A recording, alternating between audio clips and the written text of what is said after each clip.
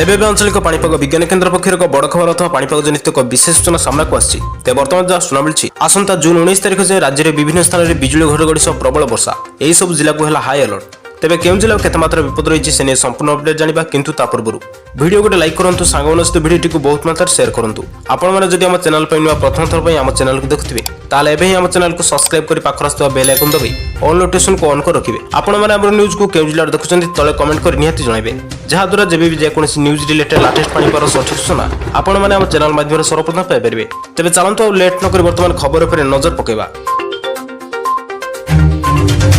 तेबे जून 18 रु 20 तारिख मध्य गंजाम गजपति रायगड़ा कोरापुट और मालकानगिरी गंजाम गजपति रायगड़ा कोरापुट केन्दुझर मयूरभंज और बालेश्वर जिले में प्रबल अति प्रबल वर्षा संभावना रही जिलागुड़िकर पवन बेग घंटा प्रति 30 रु 40 किलोमीटर बेगर बहिबा नहीं आकलन कर 20 तारिख पर मयूरभंज केन्दुझर गंजाम गजपति रायगड़ा कोरापुट और मालकानगिरी जिला को मध्य वर्षा संभावना रही असह्य गरम सामू गुड़गुड़ी मिल सामान्य आश्वस्ति। जून 19 तारिख से राज्य में विभिन्न स्थान में वर्षा आशंका कर पाणीपाग केन्द्र चलित वर्ष वर्षा फिका पड़ी रज कारण जून 19 तारिख से राज्य में बिजुली घड़घड़ी सह प्रबल वर्षा संभावना रही एने वार्निंग जारी कर भुवनेश्वर स्थित आंचलिक पाणीपाग केन्द्र आसंता 24 घंटा मध्य राज्य में समस्त जिले में बिजुली घड़घड़ी सह वर्षा संभावना रही आगामी 4 दिन पर्यंत राज्य में किसी स्थान में वर्षा संभावना 4 दिन पर अनेक स्थान में मध्यम और हालुकार मध्यम वर्षा रही संभावना रही। पाणीपाग निर्देशक मनोरमा महांती सूचना अनुसार आगामी 24 घंटा पर जारी रही लगाण वर्षा चलित वर्ष जून मासर होइथिबा वर्षा 124 वर्षर रेकर्ड भांगी एने भारतीय पाणीपाग आईएमडी पक्षर रविवार को एक्स पोस्ट माध्यम सूचना दी।